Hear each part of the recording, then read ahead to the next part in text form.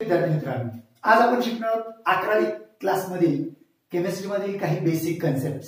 जे basic concept तुम्हाला 10वी मध्ये शिकवले गेलेले आहेत, पण त्यावेळेस तुमची समज थोडीशी कमी जास्त असल्या कारणास्तव तुम्हाला ते परिपूर्णरित्या समजलेच असतील असं म्हणता येत नाही. म्हणून मी आज तुम्हाला काही बेसिक कन्सेप्ट घेतोय. त्याच्यामध्ये प्रथमतः तुम्हाला पिरियडिक टेबल विषयी मी काही माहिती देतोय. तर पिरियडिक टेबल विषयी माहिती देत असताना प्रथमतः बेसिक कन्सेप्ट असा पॉइंट लिहितोय मी. बेसिक कन्सेप्ट, ठीक आहे. आता बेसिक कन्सेप्ट मध्ये पिरियडिक टेबल विद्यार्थी मित्रांनो, तुम्हाला 10वी मध्ये झालंय की पिरियडिक टेबल हा किती ब्लॉकचा तयार होतो. पिरियडिक टेबल किती ब्लॉकचा तयार होतो किंवा त्याच्यामध्ये किती खंड असतात. तुम्हाला जर मराठी माध्यमातून शिकला असेल तर खंड म्हटलं असेल आणि सेमी किंवा इंग्रजी माध्यमातून असाल तर ब्लॉक म्हटलं असेल. तर पिरियडिक टेबल मध्ये खंड किती असतात तर 4 ब्लॉक. किती ब्लॉक असतात? 4 ब्लॉक. टोटल ब्लॉक किती? 4. नेमली त्याला जर नाव द्यायची म्हटलं तर नेमली तुम्ही अशी नाव देऊ शकता. त्यातला पहिला ब्लॉक आहे तो म्हणजे एस ब्लॉक. कोणता ब्लॉक? S block. नेहमी लक्षात ठेवा, ब्लॉक लिहिताना त्याचे अक्षर जे असतील ती स्मॉल असावीत. ब्लॉकचे अक्षर स्मॉल असावीत. S block. दुसरा पी ब्लॉक. तिसरा डी ब्लॉक आणि चौथा तो आहे एफ ब्लॉक. आता विद्यार्थी मित्रांनो, तुम्हाला ब्लॉक माहित झाले. टोटल ब्लॉक किती आहेत तर 4 ब्लॉक आहेत. 4 ब्लॉक असताना महत्वाची सूचना की याच्यामध्ये मेंडेलिव्हने जी आवर्त सारणी मांडली त्याला आपण टेबल म्हणतो, पिरियडिक टेबल म्हणतो. ते मेंडेलिव्हने मांडलेल्या पिरियडिक टेबल मध्ये बदल केले हेनरी मोसले या सायंटिस्टने. ठीक आहे. हेनरी मोसलेने जे बदल केले ते होतं कशाच्या आधारावरती तर ऍटॉमिक नंबरच्या आधारावरती. आणि मेंडेलिव्हने जे पिरियडिक टेबल मांडला होता तो होता ऍटॉमिक मास नंबरच्या आधारावरती. पुन्हा एकदा सांगतोय, मेंडेलिव्हने जी आवर्त सारणी मांडली ती होती ऍटॉमिक मास नंबरच्या आधारावरती. तर हेनरी मोसले या सायंटिस्टने त्याच्यावरती परत स्टडी केला आणि मॉडर्न पिरियडिक टेबलची निर्मिती केली. ती मांडली ऍटॉमिक नंबरच्या आधारे. ठीक आहे. तर आता याच्यामध्ये टोटल ब्लॉक किती? टोटल ब्लॉक आपण बघितले 4. याच्यामध्ये पिरियड्स किती आणि ग्रुप्स किती? पिरियड्स म्हणायचं कुणाला, ग्रुप म्हणायचं कुणाला. ठीक आहे. तर याच्यामध्ये टोटल 7 पिरियड. किती? 7 पिरियड. टोटल पिरियड किती आहेत? 7 आहे.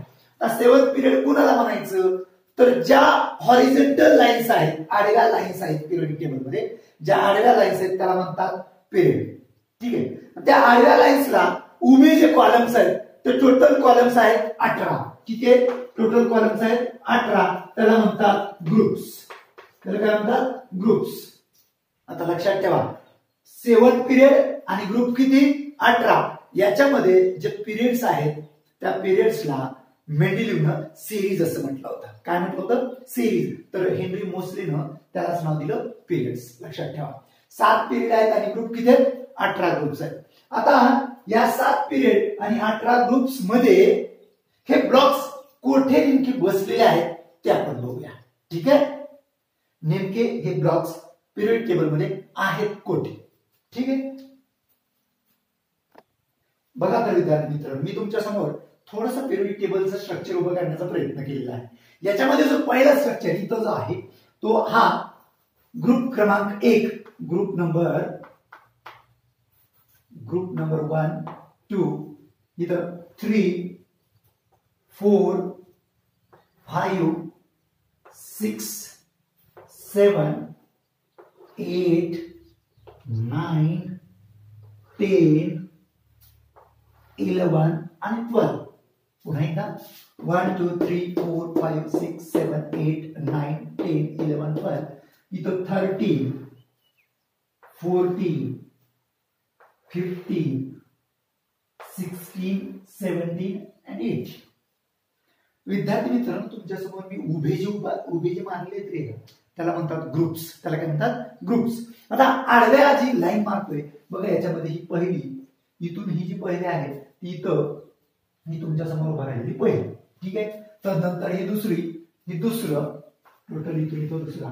तर पहिला पिरियड, आडवी जी लाईन आहे ती पहिला पिरियड, हा दुसरा पिरियड आणि हा तिसरा. त्याच्यामध्ये मी 3, 4, 5, 6, 7, 8, 9, 10, 11 आणि 12 इथं 13, 14, 15, 16, 17 आणि इथं 18 त्यानंतर एफ ब्लॉक हा खाली असतो इथं थर्ड ग्रुप पाशी चालू होतो आणि टोटल 14 एलिमेंट्स इथं एफ ब्लॉक मध्ये असतात. किती एलिमेंट्स असतात? 14 एलिमेंट्स इथं खालच्या बाजूला असतो. ठीक आहे. आता विद्यार्थी मित्रांनो मला एकच सांगायचं याच्यामध्ये ह्या झाला पिरियोडिक टेबल. याच्यामध्ये एस ब्लॉक पहिले दोन ग्रुप हे एस ब्लॉकचे असतात. कुणाचे असतात? एस ब्लॉकचे. हा झाला एस ब्लॉक. कोणता? S block. ठीक आहे. इथपर्यंत समजलं. हा झाला एस ब्लॉक. त्यानंतर 13 to 18 हा असतो पी ब्लॉक. कोणता असतो? P block. 13 to 18 इथून 13 पासून सुरू होतो आणि 18 पर्यंत हा कोण झाला? P block.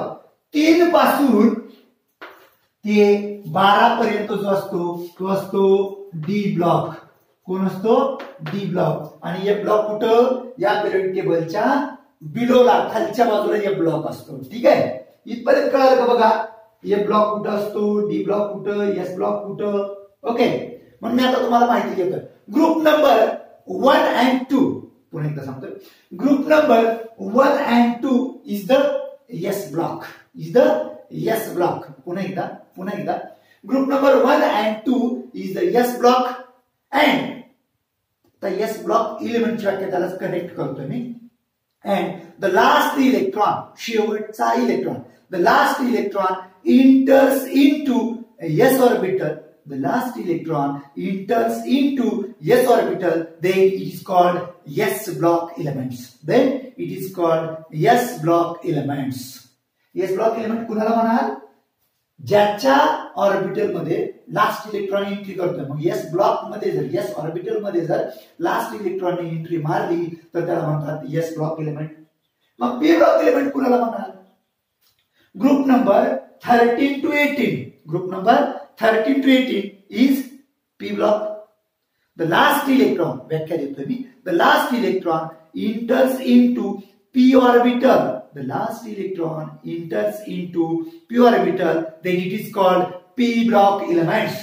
P block elements. ठीक आहे. त्यानंतर डी ब्लॉक एलिमेंट्स बघूया. आता डी ब्लॉक एलिमेंट्स कुणाला म्हणायचं किंवा डी ब्लॉक कुठून कुठे बसतो? तर D block starts from group number 3 to ends 12 number. म्हणजे 3 ला सुरू होतो आणि 12 ला संपतो.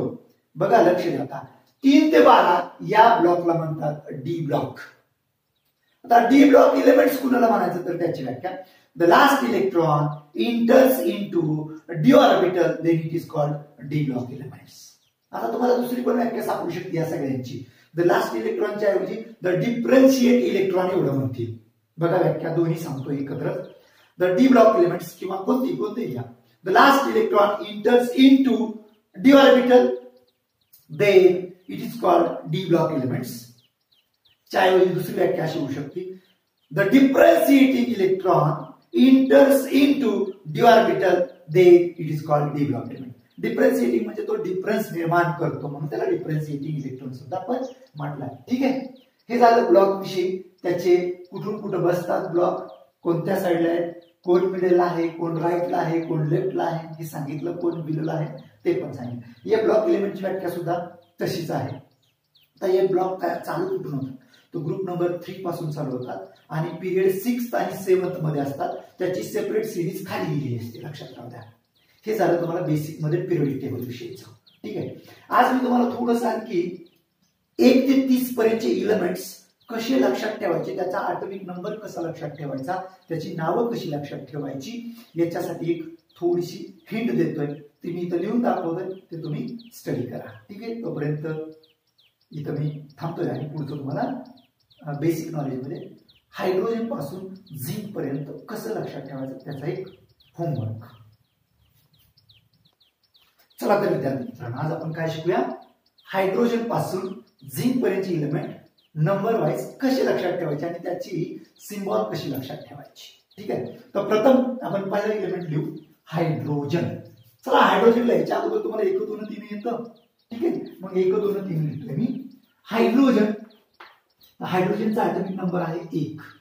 ठीक आहे. त्यानंतर हेलियम, हेलियमचा ॲटॉमिक नंबर आहे 2. त्यानंतर आहे लिथियम, ऍटॉमिक नंबर आहे 3. लिथियमचा ऍटॉमिक नंबर 3 असताना त्याचा सिम्बॉल आहे Li.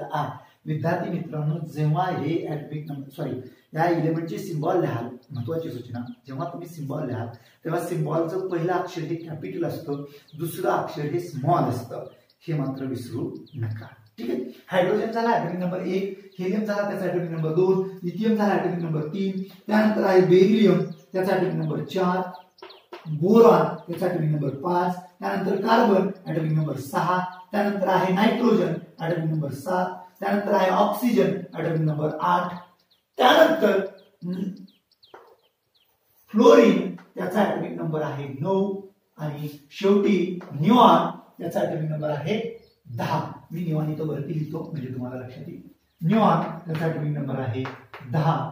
त्यानंतर आहे सोडियम त्याचा ऍटॉमिक नंबर आहे 11, त्यानंतर आहे मॅग्नेशियम त्याचा ऍटॉमिक नंबर 12, त्यानंतर आहे ॲल्युमिनियम त्याचा ऍटॉमिक नंबर आहे 13, त्यानंतर आहे सिलिकॉन त्याचा ऍटॉमिक नंबर आहे 14, त्यानंतर आहे फॉस्फरस ऍटॉमिक नंबर आहे 15, त्यानंतर आहे सल्फर ऍटॉमिक नंबर 16, त्यानंतर आहे क्लोरीन ऍटॉमिक नंबर 17, त्यानंतर आहे आर्गॉन त्याचा नंबर आहे 18. आर्गॉनचा किती नंबर आहे? 18. आर्गॉन नंतर आहे पोटॅशियम, पोटॅशियमचा ऍटॉमिक नंबर आहे 19. आर्गॉन नंतर पोटॅशियम त्याचा नंबर आहे 19. पोटॅशियम नंतर आहे कॅल्शियम त्याचा ऍटॉमिक नंबर 20. तदनंतर आहे स्कॅन्डियम, स्कॅन्डियमचा ऍटॉमिक नंबर आहे 21. त्यानंतर आहे टिटॅनियम ऍटॉमिक नंबर 22. टिटॅनियम नंतर आहे व्हॅनेडियम ऍटॉमिक नंबर आहे 23. व्हॅनेडियम नंतर आहे क्रोमियम, क्रोमियमचा ऍटॉमिक नंबर आहे 24. क्रोमियम नंतर आहे मॅंगनीज 25. त्यानंतर आहे आयर्न त्याचा ऍटॉमिक नंबर आहे 26 Fe. त्यानंतर आयर्न नंतर आहे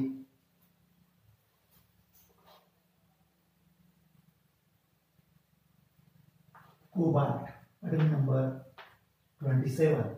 त्यानंतर आहे निकेल ऍटॉमिक नंबर आहे 28 आणि निकेल नंतर आहे कॉपर त्याचा ऍटॉमिक नंबर आहे 29. त्यानंतर आहे झिंक ऍटॉमिक नंबर आहे 30. बघा आता विद्यार्थी मित्रांनो, हे लक्षात कसं ठेवायचं, तर हायड्रोजनला तुम्ही मराठीत लिहिताना कसं लिहा, तर हा त्याला काना हा हायड्रोजन, तर हायड्रोजनचा फक्त हाच लिहा. हिलियमचा हे लिहा, ठीक आहे. लिथियमचा ली लिहा, ठीक आहे. त्यानंतर बेरिलियमचा बे लिहा, त्यानंतर बोरॉनचा बो लिहा, ठीक आहे. त्यानंतर कार्बनचा का लिहा, त्यानंतर नायट्रोजनचा ना लिहा, ठीक आहे. त्यानंतर ऑक्सिजनचा ऑ लिहा, ठीक आहे. फ्लोरीनचा काय लिहा, फ्लो लिहा, ठीक आहे. त्यानंतर निऑन आहे त्याचा नी, निऑनचा काय नी. सोडियमचा सो, ठीक आहे. मॅग्नेशियमचा मॅ, ठीक आहे. ॲल्युमिनियमचा ॲ, ठीक आहे, किंवा अ लिहिलं तरी चालेल. सिलिकॉनचा सी, सिलिकॉन म्हणून सी लिहिलं. फॉस्फरसचा फ, त्यानंतर सल्फरचा स, त्यानंतर क्लोरीनचा क्लो, फ्लोरीनचा फ्लो, क्लोरीनचा क्लो, त्यानंतर आर्गॉनचा आ,